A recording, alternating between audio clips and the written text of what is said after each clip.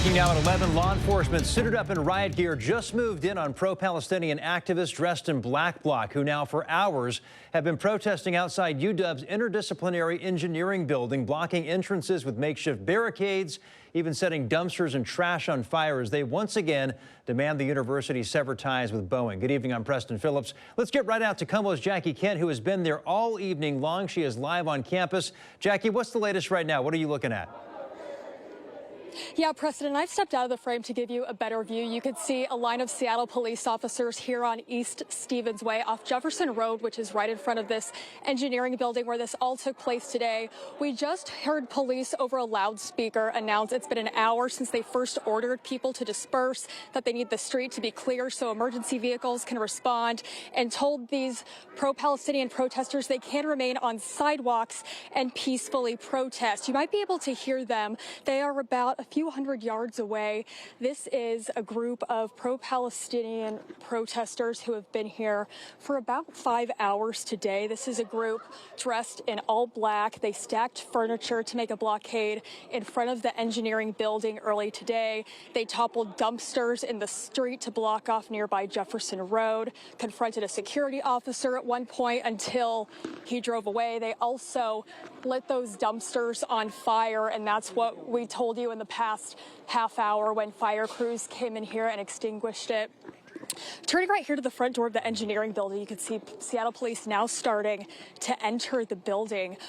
You might be able to see in the windows, if we could get a good look, there are some protesters still in the building. We reached out to a UW spokesperson earlier today to ask about how they're going to handle this, and they said that they would have police nearby and that people trespassing in the building would face legal and student conduct actions. Right now we're seeing at least a dozen police officers removing chairs and other blockades from the front of the building, entering the front, while other police are still lining East Stevens Way. You can hear these protesters now getting closer to the entrance and chanting closer to them.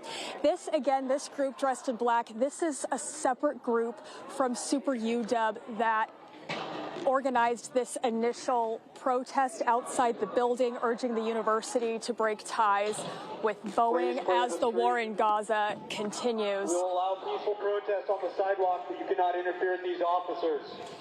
If you remain in the street, you can be subject to arrest. You can peacefully protest on the west sidewalk. Do not interfere with these officers. Do not get in their way. You can hear that police announcement again, warning protesters. Go ahead. Jackie, can you hear me? I'm just curious right now as they're going into this building here on the UW campus. Do we know if there are protesters inside the building or have they just blockaded those entrances? Do you know? I think both, Preston. We know from earlier they moved the blockade from the sidewalk closer to the entrance of the building. And I can see from our angle they moved some chairs that were blocking the doors. And I can see in the windows on the second floor there were at least 2 people inside the building wearing all black, but they've since closed the shades so we could no longer see them. And now you can see right in front of us police now entering the building. You know, Jackie, earlier as I was watching all the live feeds and you were out there on ARC Seattle as well, we saw a lot of the black protesters, or the protesters dressed in all black, as you were mentioning a little earlier. We saw so many of them with the umbrellas. Do you know if they just left or they just kind of mixed within the crowd there? Because before it was very clear who they were and where they were standing, but now I don't see as many of them. Do you know where those people went? Yeah, they do seem to have dispersed, and it looks like a mix of people right now. So it's kind of hard to distinguish who people are with. We're also seeing a lot of students show up just to watch what's happening with their cameras. There was a lot of action earlier with the fire department that drew a lot of people out here.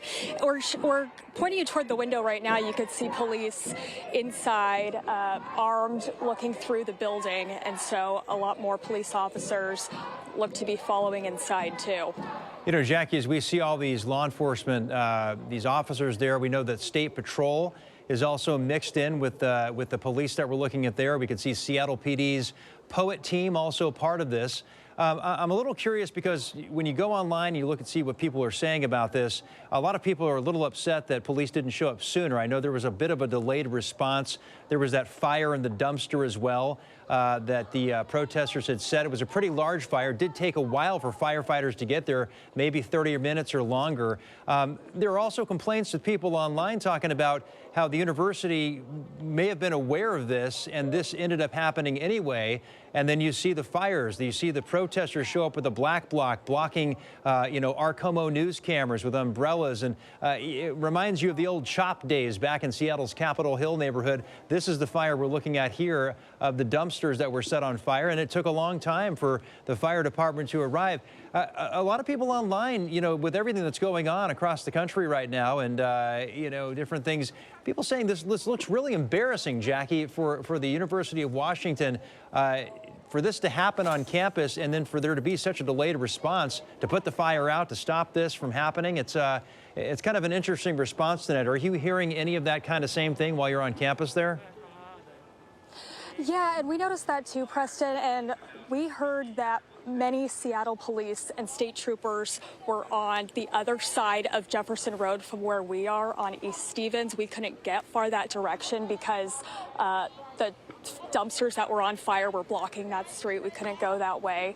So we heard that there were police on standby earlier today. It's unclear why fire crews didn't come sooner. We do know that East Stevens Way was blocked off with a bike rack, with chairs and other furniture. So it's possible that maybe crews were told that they wouldn't be able to get in off East Stevens Way. But absolutely, we watched that fire burning for about a half hour before we saw the first bits of water put on it. Yeah, it seemed like it took a long time. And then we finally saw law enforcement show up right behind fire, like they showed up at like the same time wearing their ballistic helmets and then kind of clearing the way. But as far as what I've seen so far, I haven't seen any arrests take place. Have you? We have not seen any arrests, and just to clarify, Preston, police, before fire crews came in to extinguish that fire, someone came in over the loudspeaker and told the protesters that police would be escorting fire crews just to make sure everyone would stay safe, and that's when they made that first line formation on Jefferson Road in front of the dumpsters, and they told protesters that if they tried to block fire crews, then they would risk getting arrested as well. So that's why we saw police and fire show up at the same time. So, Jackie, right now from our live shot that we're looking at from you, we can see those officers and the different law enforcement inside that building. Have you seen if they've been able to make their way to that second floor where you said you did see maybe a couple of protesters up there in that building? We can't see the second floor anymore because the shades are pulled down, but we do see several officers on the first floor and trying to see if they're escorting somebody. It's hard to see if they're coming on the other side, but we know people are definitely still on the first floor, so it's really a wait and see out here. Jackie, we've seen these protests happen before. We saw this happen last year where they set up the tent encampments, and there were a lot of conversations had, this whole divest from Boeing in Israel. Have you talked with any of the people out there today about what it is that they're really trying to accomplish here tonight? Clearly, this is getting a lot of attention from a lot of different places, and it might even get attention from the White House. We'll see what ends up happening just based on the political climate right now. But have you been talking with anybody out there as to what it is they're really trying to accomplish here? Oh, absolutely. So it was the group Super UW, a separate activist group that started this initial demonstration, and they said they wouldn't leave until UW met all of their demands. They wanted UW to repurpose this engineering building into a community-controlled space. It was purchased by Boeing, so they want it to be renamed. They want UW to stop receiving donations from Boeing. And lastly, to end the expulsion or suspension of pro-Palestinian activists. But in the last couple hours, we saw many of those Super UW protesters leave, and it's the protesters dressed in all black who some of them are still out here. We're seeing a lot of other students out here as well, so it's unclear if they plan to come back out here tomorrow. They said they had planned to stay out here until UW met their demands, so they clearly left earlier than they thought they would. Yeah, they knew what was coming. I'm curious, Jackie, has there been any representation from the University of Washington there on campus at any point tonight, kind of watching what's going on and seeing what's happening to their campus?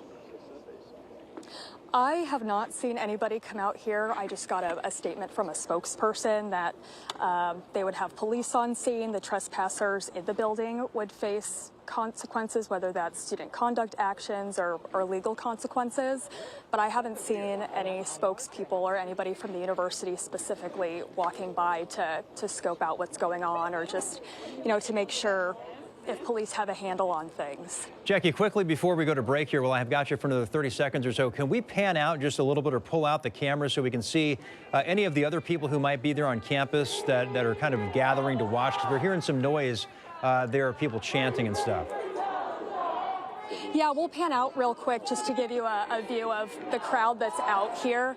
We have police here lined up on East Stevens Way, but to the left, we have more students, some pro-Palestinian protesters starting to chant out here, people with their phones just waiting to see what comes out of the building, if police end up taking anybody out of the building. So it looks like there are still a few dozen people left out here, Preston. Okay, Jackie Kent, live on the UW campus tonight following this pro-Palestinian protest. We're going to follow this as law enforcement makes their way into that building, clears some of the barricades that have been put up here throughout the evening. We're going to take a quick break, but we'll be back right after this.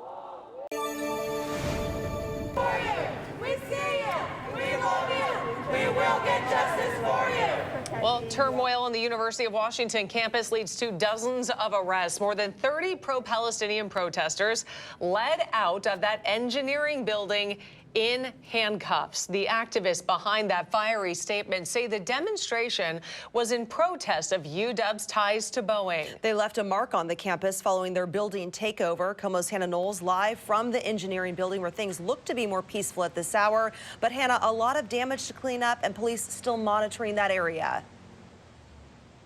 Still monitoring it right now, just in case anything unfolds again. And intense is really the best way to describe that takedown that we saw happen last night. Let's show you kind of what we're seeing this morning. This is some of the damage after protesters stormed the streets and set fire to dumpsters and trash. It's actually still smoking right now this morning, 6 o'clock, hours after all of this happened. Our crews were live during all of this, capturing up close video. The takedown, again, best way to describe it, intense, warlike, protesters being led away by officers from the IEB after breaking into the building. Officers wearing SWAT gear marching into the courtyard to break up this chaos. About 30 people were taken into custody.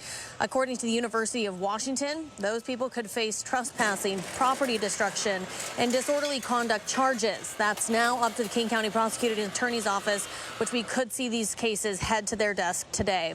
Now, things took a turn when protesters started blocking off the doors, filling the streets, using furniture to barricade the doors, and then force their way into the engineering building. Let's take you back up to the Como 4 drone, which is flying live above us right now to put into perspective where we are this morning.